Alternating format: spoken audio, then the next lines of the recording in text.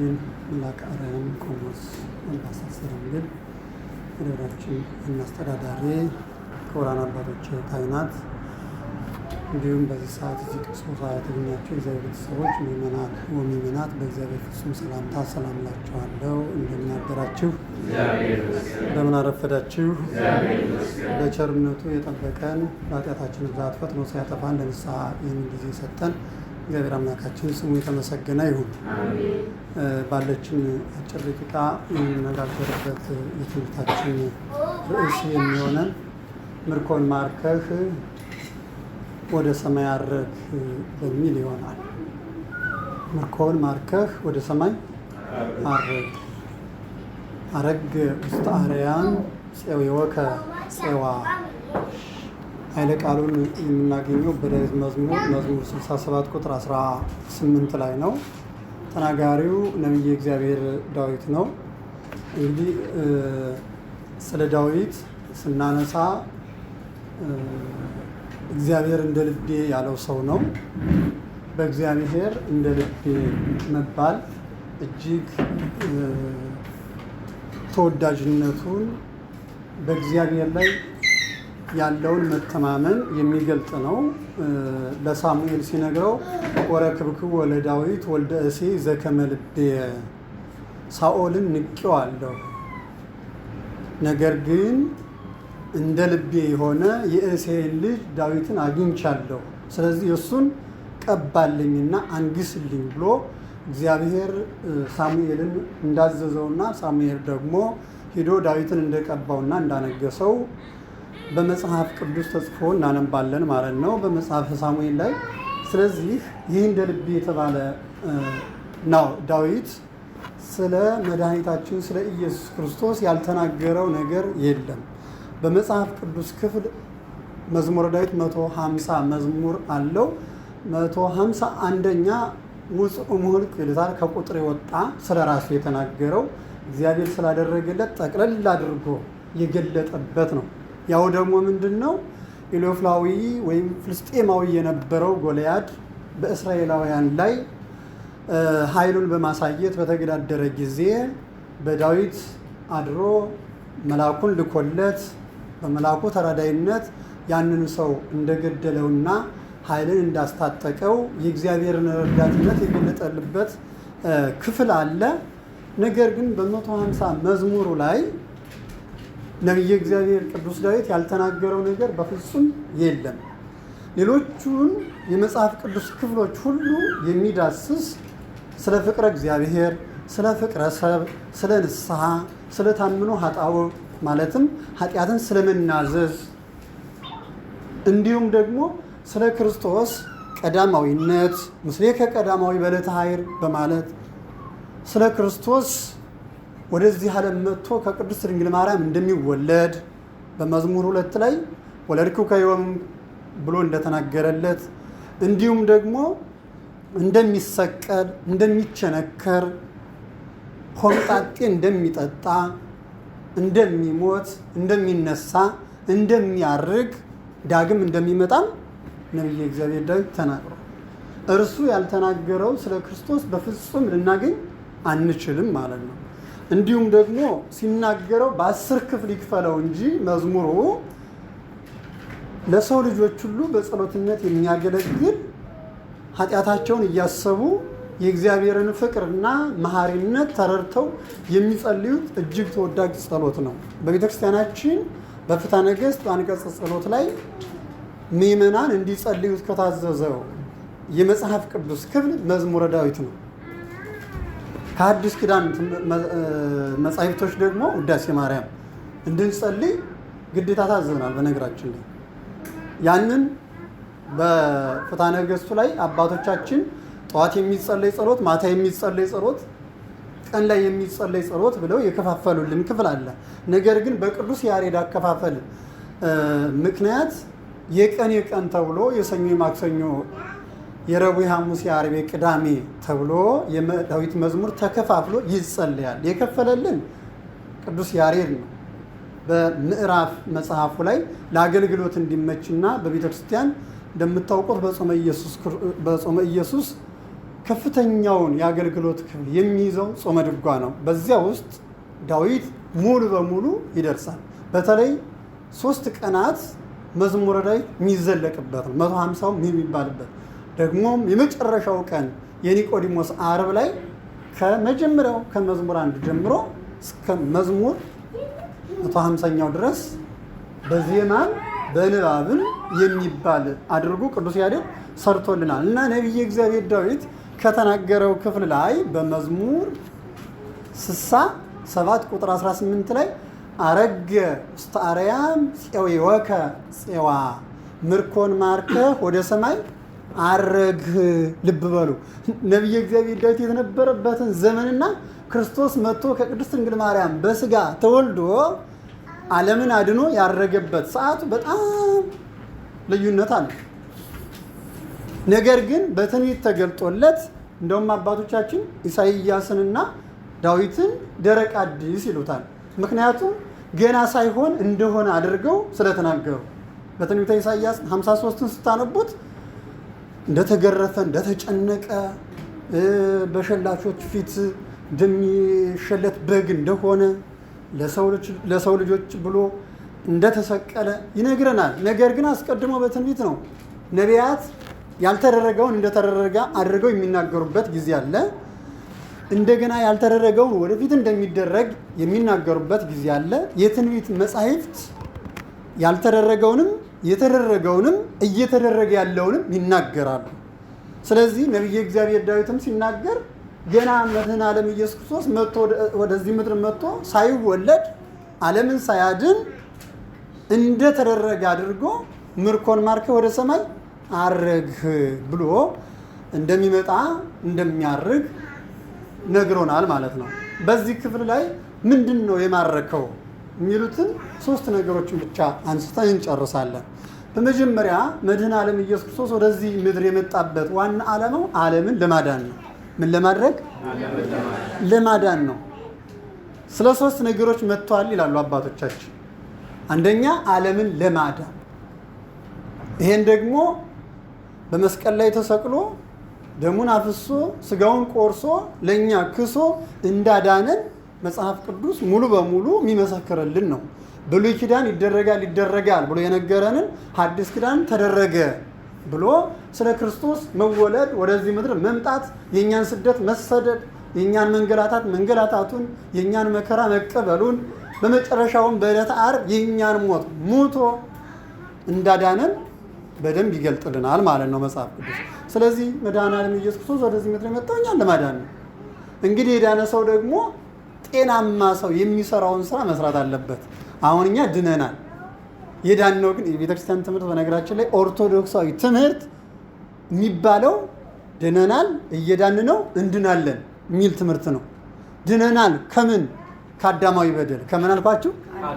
ከአዳማዊ በደል። ያ አዳምና ሔዋን የበደሉት በደል የሳቱት ስተት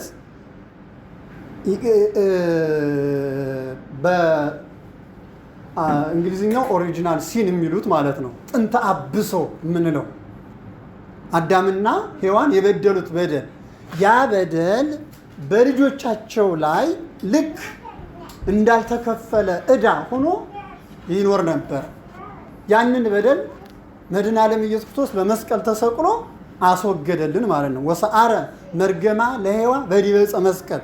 ቅዱስ ያሬድ የሔዋንን መርገም በመስቀል ላይ ሻረው ብሎ የነገረን እሱን ነው። ስለዚህ ድነናል ስንል ከአዳማዊ በደል አዳም ካመጣብን ኃጢአት ማለታችን ነው። እየዳን ነው ስንል በእየዕለቱ ኃጢአት ስንሰራ ንስሐ እየገባን ስለምንድነው መዳን ነው። ይህንን ቅዱስ ጳውሎስ በፊልጵስዩስ መልእክቱ ነግሮናል። በፍርሃትና በመንቀጥቀጥ ሁናችሁ የራሳችሁን ድነት ፈጽሙ ብሎ ነግሮናል። በፍርሃትና በመንቀጥቀጥ ሁናችሁ የራሳችሁን ድነት ምን በሉ? አዎ፣ ምክንያቱም ሂደት አለዋ። አንድ ሰው ታሞ መድኃኒት እየወሰደ ሳለ በደንብ ሳይድን ድኗል ይባላል እንዴ? አይባልም። ስለዚህ ስለሰራነው ኃጢአት በየዕለቱ ንስሐ እየገባን እየተማለልን እየጸለይን ከእግዚአብሔር ጋር ያለንን ጉዞ ስንቀጥል እየዳን ነው ማለት ነው። እንድናለን ደግሞ ገነት መንግሥተ ሰማያት እንገባለን ማለት ነው። እንገባለን። ስለዚህ ይሄ ጤናማው ትምህርት ነው። ድነናል። ከአዳማዊ በደል እየዳን ነው። በየዕለቱ ከምንሰራው ኃጢአት በንስሐ እንድናለን። መንግስተ ሰማያት እንገባለን። መንግስተ ሰማያት እንገባለን። እንጦንዮስ አባታችን ማለት ነው ሰይጣን በረፍታቸው ጊዜ እየተከተለ ሞይከኒ እንጦኒ ሞይከኒ እንጦኒ እንጦንዮስ አሸነፍከኝ እንጦንዮስ አሸነፍከኝ እያለ ይከተላቸው ነበር ይላል። አዲ ገና ነኝ ይሉት ነበር። እሳቸው ደግሞ ገነት ከገቡ በኋላ ግን ሞይከኒ እንጦኒ አሸነፍከኝ ሲላቸው በኃይለ ጊዜ በጌታዬ ኃይል አሸነፍኩህ አሉት ይላል። ስለዚህ ፍጹም ድህነታችን የሚረጋገጠው መቼ ነው ማለት ነው? ስንገባ ነው። ቅዱስ ጳውሎስም ዛሬ እርሱን እየተከተለን በድንግዝግዝ በመስታወት እንደሚያይነን ካለ በኋላ በመጨረሻ ግን እርሱን ፊት ለፊት እናየዋለን ብሎ እንደነገረን ዛሬ በድንግዝግዝ ነው። ያ ማለት ፍጹሙን ዋናውን እስከምንወርሰው ድረስ አረቦን ነው ማለት ነው። ወመጣውና አረቦነ ርስትነ ብሎ ቅዱስ ጳውሎስም የነገረን ለዚህ ነው። ፈለማው ተሰጥቶናል። መንፈስ ቅዱስ ያ አረቦን ማለት መያዣ ቀብድ እንደማለት ነው። ስለዚህ መንፈስ ቅዱስን ሰጥቶን አሁን ለጽድቅ አዘጋጅቶናል። አንድ ሰው ዕቃ ሊገዛ ብር ሰጥቷል ማለት ነው። ስለዚህ ያንን ዕቃ ሲመጣለት ጨርሶ ይወስዳል። ልክ እንደዚያ ሁሉ የእኛም መዳን ተፈጽሞ መንግስተ ሰማያት እስከምንገባ ድረስ መንገዱን ግን መቀጠል አለብን ማለት ነው። ስለዚህ ድነናል የሚለው ክርስቶስ አድኖናል ስንል ይህንን መያዝ አለብን ማለት ነው። እና ክርስቶስ ወደዚህ ዓለም የመጣው አንደኛ ለማዳን ነው። ሁለተኛ ለአብነት ነው። አርአያ ለመሆን እንለዋለን። ምን ለመሆን? አርአያ ለመሆን። ምክንያቱም ጾሞ ጾሙ ብሎናል፣ ጸልዮ ጸልዩ ብሎናል። አሁን የእሱ ጾም ለሱ ምንም የሚጠቅመው ጉዳይ የለውም። የእሱ ጸሎት ወደ ማን ነው የሚጸልየው? አምላክ ነው። ለምንም አይጠቅመውም፣ ለራሱ አይጠቀምበትም። ሲጠመቅ ጥምቀቱ ለራሱ ምንም አያደርግለትም፣ አምላክ ነዋ። ነገር ግን እሱ ባይጠመቅ እኛ አንጠመቅም እንዳንል ለአርአያነት ነው። ሌላው ደግሞ ወንጌልን ለማስተማር ይሉናል አባቶቻችን። ለምን አልኳችሁ? ሊያስተምረን። ምክንያቱም እያንዳንዱን ነገር በቲዮሪ ያስተማረውን በተግባር እያሳየ ነው። እርስ በርሳችሁ ተዋደዱ ሲል እሱ ወዶ እግር እያጠበ የተራቡትን እያበላ ፍቅሩን በተግባር እየገለጠ ነው ያስተማረን። ስለዚህ እንደዚህ አድርጎ ካዳነን፣ ወደ እርሱ ካቀረበን፣ ከአባቱ ጋር ካስታረቀን በኋላ መድኃኔ ዓለም ኢየሱስ ክርስቶስ የመጣበትን ስራ ፈጽሞ ምርኮን ማርኮ ወደ የት አረገ? ወደ ሰማይ አረገ። ስለዚህ ነቢየ እግዚአብሔር ዳዊት ምርኮን ማርከ ወደ ሰማይ አረግክ ሲል ምርኮ የተባለው አንደኛ ነፍሳት ናቸው። እነማን ናቸው? ነፍሳት ናቸው። ነፍሳት ናቸው። ነፍሳትን ከሲኦል አውጥቶ ወደ ገነት አስገብቶ ነው ያደረገው። የማረካቸው ደግሞ ከማን ነው? ከዲያብሎስ ነው። ከማን አልኳችሁ? ከዲያብሎስ ነው የማረካቸው። እኛውን ምርኮኞች ነን። ምርኮኛ ከተማረከ በኋላ መሳሪያ ይዞ መዋጋት ይችላል? አይችልም። ለተማረከለት ወይም ለማረከው ብቻ ነው እሱ ባለው ነው የሚኖረው። ስለዚህ እኛ ከዲያብሎስ አገዛዝ ነፃ የወጣን በክርስቶስ አዳኝነት በሱ ቸርነት ነፃ የወጣና የተማረክን ነን ማለት ነው። ለሱ ምርኮኞች ነን። በደሙ ተገዝታችኋልና የራሳችሁ አይደላችሁም ብሎ ቅዱስ ጳውሎስ እንደነገረን። ስለዚህ ምርኮን ማርከ ወደ ሰማይ አረግክ ሲል ነፍሳትን ከሲኦል አውጥተህ ነፃ አውጥተህ ያንተ ገንዘቦች አድርገህ ወደ ገነት ካስገባሃቸው በኋላ አረክ። የመጣበት ዓላማውም ነፍሳትን ለማዳን ስለሆነ ማለት ነው። ሁለተኛ የሰውን ልቡና በፍቅር ማርከህ አረክ ማለት ነው። በምን አልኳችሁ? በፍቅር። እርሱ የሚማርከን የፍቅር ምርኮ ነው። እንደውም መተርጉማን አባቶቻችን ይህን ሲተረጉሙ ከነብልጣሶር ከነናቡከደነጾር ምርኮ ሲለይ ነው አሉ። የእነሱ ለማሰቃየት ነው። እስራኤልን ወደ ፋርስ ባቢሎን ወደ አሁኗ ኢራቅና ኢራን በተማረኩ ጊዜ ለማሰቃየት ነው። ለነሱ ሰራተኞች ለማድረግ ነው የማረኳቸው። ክርስቶስ ግን እኛን የማረከን የፍቅር ምርኮ ነው። የምን ምርኮ አልኳችሁ? የፍቅር ምርኮ። ልቡናችንን ማርኮ እሱ ሊነግስበት፣ ለእኛ ደስታን ሊሰጠን፣ መዳንን ሊያወርሰን፣ አስቀድሞ ለእኛ ያዘጋጃትን መንግስተ ሰማያት ሊሰጠን ነው የማረከን እንጂ ሊያስጨንቀን ወይም የሱ ሰራተኞች ለማድረግ አይደለም። ስለዚህ የፍቅር ምዕመናንን ልቡና በፍቅር ማርከህ አረክ ማለት ነው። አረክ ማለት ነው። ሶስተኛ መድኃኔ ዓለም ኢየሱስ ክርስቶስ ምንን ነው የማረከ ከተባለ በጠቅላላ ስጋችንን ማርኮታል። ምናችንን አልኳችሁ? ስጋችን የተማረከ ነው። የተማረከ ነው። ያንንም በተዋሂዶ አክብሮ ነው። በተዋሂዶ አክብሮ ነው የማረከው። ስጋችን አሁን የኛ አይደለም። የማን ነው? ለዚህ ነው ቅዱስ ጳውሎስ ስጋክሙሰ ኢኮነ ለዝሙት አላ ለእግዚአብሔር፣ ስጋችሁ የዝሙት አይደለም የእግዚአብሔር ነው እንጂ ብሎ የነገረን ለዚህ ነው። እሱ ሊነግስበት፣ እሱ ሊከብርበት፣ እሱ ሊመሰገንበት የተፈጠረ ስጋ ነው። በነገራችን ላይ አንዳንድ ጊዜ ባለማወቅ ይህ እርኩስ ስጋ የምንል አለን። አይባልም። የቤተክርስቲያኑ ትምህርት እንደዚህ አይደለም። እንዲህ ክርስቶስ ያከበረውን ክርስቶስ ያልናቀውን የተዋሃደውን ኢነሶ ለዘነሶ መላእክት ዘእንበለ ዳይሙ እምዘራ አብርሃም ቅዱስ ጳውሎስ በዕብራውያን መልእክቱ የነሳውን ስጋ ከመላእክት ሳይሆን ከአዳም ነው የነሳው ነው የሚለን። የመላእክት እኮ የነሱን ተፈጥሮ ይዞ አላዳናቸውም። የእኛን ስጋ ለብሶ ነው እኛን ያዳነ። ስለዚህ ስጋችን የተማረከ ነው። ስለዚህ መድኃኔ ዓለም ኢየሱስ ክርስቶስ ወደዚህ ምድር መጥቶ እኛን የፍቅር ምርኮ ማርኮ ወደ ገነት ያስገባን፣ ወደፊትም በሞተ ስጋ ተለይተን ወደ ገነት ወደ መንግሥተ ሰማያት የምንገባ አድርጎ ስላረገ ስሙ የተመሰገነ ይሁን።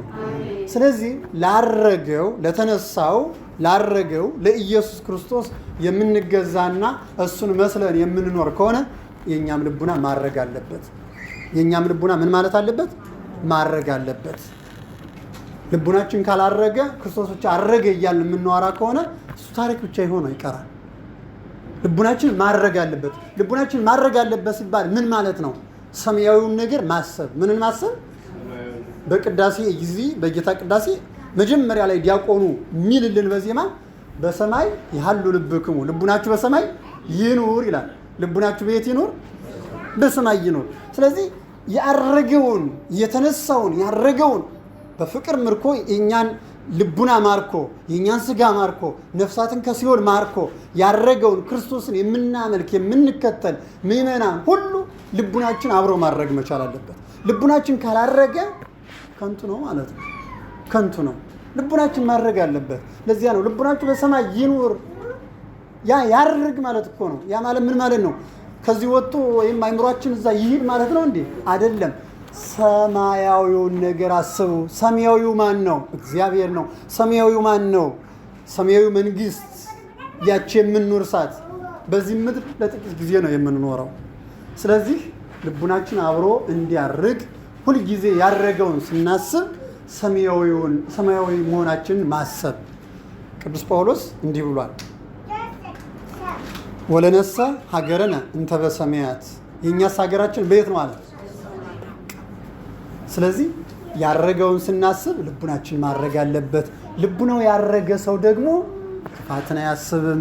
ልቡናው ያረገ ሰው ደግሞ ጥልን አያስብም። ልቡናው ያረገ ሰው በፍቅር ነው የሚኖረው። ልቡናው ያረገ ሰው ቸርነትን ያደርጋል። ልቡናው ያረገ ሰው እግዚአብሔርን ያስባል። ልቡናው ያረገ ሰው ህብረቱ ከቅዱሳን ከመላእክት ጋር እንጂ ከምድራውያን ከኃጢአተኞቹ ጋር አይደለም። ስለዚህ ልቡናችን ያረገውን ተከትሎ አርጎ በፍቅርና በአንድነት እንድንኖር እግዚአብሔር ይርዳን። የሰው ልጅ ያረገውን ሲከተል የሚያደርጋቸው አንደኛ ፍቅርን መያዝ ነው። ሁለተኛ ንስሐ ይገባል። በበደለው በደል ይጸጸታል። እግዚአብሔር ይህን ያህል ፍቅር አድርጎልኝ እንዴት እኔ ከፍቅር እጎላለሁኝ፣ እንዴት አሳዝነዋለሁ ብሎ ተጸጽቶ ንስሐ ይገባል። ንስሐ ከገባ በኋላ ቀኖናውን ፈጽሞ ስጋውን ደሙን ይቀበላል። ያን ጊዜ ልቡናው አብሮ ከክርስቶስ ጋር ያደርጋል ማለት ነው። ስለዚህ ልቡናው ከክርስቶስ ጋር ያደረገለት ሰው መጸጸት አለበት፣ ንስሐ መግባት አለበት። ሁልጊዜ ለስጋው ደሙ ቅርብ መሆን አለበት። ንስሐ እንድንገባ ቀኖናችንን እየፈጸም ስጋውን ደሙን እንድንቀበል ከቤተ ክርስቲያን እንዳንርቅ ልቡናችን ከክርስቶስ ጋር አድርጎ ሰማያዊውን ነገር እያሰም ሰማያውያን ዜጎች እንድንሆን እግዚአብሔር ይርዳን። ምርኮን ማርከ ወደ ሰማይ ያስተማረን የመከረን የገሰጸን የአባቶቻችን አምላክ ስሙ የተመሰገነ ይሁን። ወስብሐት ለእግዚአብሔር። ይቆየን።